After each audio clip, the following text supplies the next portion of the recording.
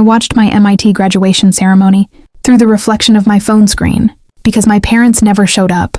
Their seat sat empty in the second row, too. Folded programs resting untouched beneath the bright auditorium lights. Around me, cameras flashed. Families cried. People stood clapping as names echoed across the hall.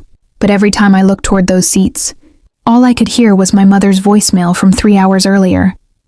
"Your sister's performance starts at 6, sweetheart. You understand, right? This recital could change her future, as if mine hadn't already changed." I remember standing backstage in my black gown, gripping my diploma so tightly the edges bent into my palm. Someone beside me laughed with their father. Another girl buried her face into her mother's shoulder. The air smelled like flowers, an expensive perfume, and polished wood. Celebration was everywhere except near me. Then my phone buzzed again. A photo. My sister in white satin ballet shoes, standing center stage between my smiling parents. Caption: "We're so proud of our girl." Not girls, girl. That was the moment something inside me went perfectly, terrifyingly quiet. No screaming, no tears. No dramatic confrontation. I simply stared at the photo while applause thundered around me. And I understood something with absolute clarity. I had spent 22 years begging to be loved loudly by people who only loved me conveniently. So when they missed my graduation to watch my sister pirouette beneath theater lights, they thought they were choosing one event over another. They had no idea I was letting them choose which child they would lose forever. My name is Elias Mercer, and for most of my life, I existed in my family like background music, noticed only when it stopped playing. My sister Vivian was the center of everything beautiful. She danced before she could properly walk, and my parents built their lives around her. Talent like loyal stagehands protecting a star. Every wall in our house carried framed photographs of recitals, trophies, newspaper clippings. Meanwhile, my achievements lived quietly inside drawers. Science fair medals, debate championships, acceptance letters with prestigious logos stamped across the top. My parents called me independent, the way people describe plants that survive without sunlight. At 12, I learned how to cook because my mother forgot to come home after Vivian twisted her ankle before a competition. At 16, I took the train alone to a statewide academic championship because my father needed to drive Vivian to auditions in New York. When MIT accepted me with a full scholarship, my mother hugged me distractedly while hemming. "Vivian's costume. You've always been the strong one," she told me. What she really meant was, "You're the one we don't have to worry about losing." The irony still makes me smile sometimes, because they never noticed how children like me disappear.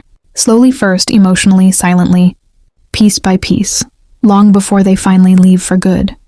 The months after graduation were strangely peaceful, not because my parents tried to fix things, but because they barely noticed I was gone.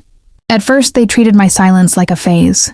My mother sent occasional messages, filled with smiling emojis and photos of Vivian, backstage at performances in Chicago, Paris, Toronto. Never questions, never apologies, just updates, as if my role in the family had always been audience only. My father once left me a voicemail on my birthday.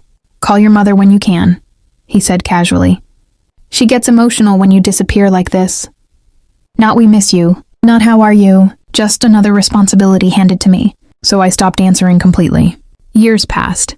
I built a life in Seattle working for a private AI research firm where nobody knew me as Vivian's brother. I bought a quiet apartment overlooking the water. I learned how silence could feel comforting instead of lonely. But every few months, some relative would reopen the old wound without realizing it. At family gatherings I skipped, people apparently asked, "Where's Elias these days?" And my mother would laugh lightly before saying, "Oh, you know him. Always busy, as if absence was scheduling conflict instead of heartbreak, as if they hadn't watched me slowly fade from the family portrait while keeping their eyes fixed on the stage lights beside my sister. 5 years after my graduation, my cousin Daniel invited the entire family to his wedding in Vermont. I almost declined, not because I was angry anymore, but because anger had already cooled into something far more permanent: indifference. I had spent years rebuilding myself without them. I slept peacefully. I laughed easily. Their absence no longer felt like an injury. Then Daniel called me personally the week before the ceremony. "They talk about you constantly," he admitted carefully. "I think they believe you'll eventually come back like nothing happened." That sentence stayed with me. Like nothing happened. I stood at my apartment window that night, watching rain slide down the glass, remembering every empty seat, every forgotten milestone, every moment. I had been expected to understand, while my own disappointment was treated like inconvenience. And for the first time, I realized something important. My silence had protected them more than it protected me. As long as I stayed away quietly, they could rewrite the story however they wanted. Busy son, independent son, sensitive misunderstanding. They never had to face the reality that their choices had consequences. So I accepted the invitation, not for revenge in the dramatic sense. I didn't want to humiliate them. I simply wanted them to stand in the same room with the life I had built without them, and finally understand they were no longer part of it. I arrived in Vermont 2 days before the wedding and checked into a quiet lakeside hotel 20 minutes away from the resort where my family was staying. Deliberately separate, close enough to attend, far enough to leave untouched. Over the years, I had become skilled at preparation. MIT taught me systems thinking.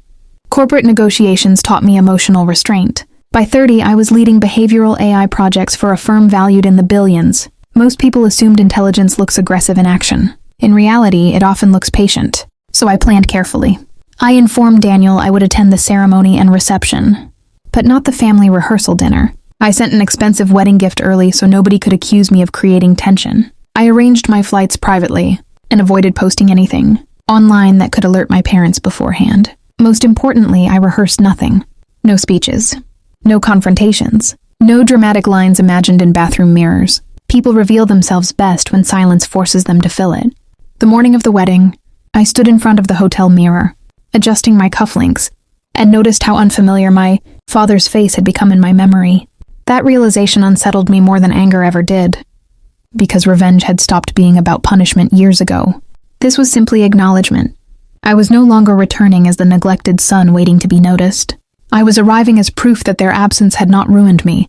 It had only removed them from the story of my success. The reception hall glowed with amber, light and slow violin music when I finally walked in. Conversation softened almost immediately. Not dramatically, just enough for people to notice. My mother saw me first. Even across the crowded ballroom, I recognized the exact moment her smile froze. She touched my father's arm instinctively, and both of them stared like they'd seen someone return from the dead. 5 years.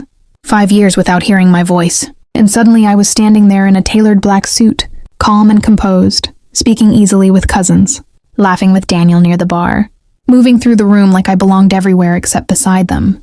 That was the part they weren't prepared for. Not anger, not bitterness, peace. When my mother finally approached me, her eyes were already glossy. "Elias," she whispered carefully, as though saying my name too loudly might scare me away again. I smiled politely. "You look well," I said. Nothing more. No accusation followed. No emotional reunion arrived to rescue them from discomfort. The silence between us stretched gently, exposing every missing birthday, every ignored call. Every year they assumed there would always be more time. Behind her, I noticed relatives watching quietly. People understood more than my parents realized. And for the first time in their lives, my mother and father stood in front of the consequences of their choices, without any music, applause, or ballet spotlight left to distract them from what they had lost. The rest of the evening unfolded carefully around my parents, like guests instinctively avoiding broken glass. My mother tried several times to pull me into longer conversations, but every attempt collapsed beneath the weight of 5 unanswered years. She asked where I lived now, what I was working on, whether I was seeing anyone. The questions sounded less like curiosity, and more like someone desperately flipping through pages of a book they should have read long ago. My father struggled even more. He kept watching other people interact with me, Daniel hugging me tightly, relatives laughing at my stories, old family friends congratulating me on articles they had read about my research. Each moment seemed to confuse him. I could almost see the realization forming behind his eyes. The son they treated as emotionally replaceable had become someone deeply valued everywhere else. Vivian barely spoke to me at all.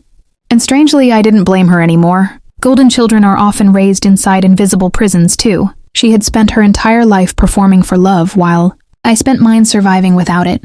By the end of the night, my parents looked smaller somehow. Not defeated, just confronted. Because this kind of story matters to people for one painful reason. Almost everyone knows what it feels like to be taken for, granted by those who were supposed to to notice their worth first. I left the wedding before midnight. Outside, the Vermont air carried the sharp scent of pine and distant rain. Behind me, music still drifted softly from the reception hall, but for the first time in years, it sounded far away instead of haunting. My mother followed me into the parking lot just before I reached my car. "Can we try again?" she asked quietly. The question hurt more than I expected because part of me had waited my entire childhood to hear it. But timing matters in love. So does absence. I looked at her standing beneath the yellow glow of the hotel lights. Older now, finally stripped of distractions, and I realized forgiveness and access were not the same thing. I no longer needed revenge. I no longer needed apologies either. What I needed, I had already built myself: peace. "I hope you're happy, Mom," I told her honestly. Then I got into my car and drove away without anger. Without triumph, without looking back. Some people imagine revenge as destruction, but the quietest kind happens when you heal so completely that the people who hurt you are forced to live with the version of you they never bothered to know. And somewhere between MIT's empty seats and that silent drive home, I stopped being the son waiting to be chosen. I became the man who finally chose himself.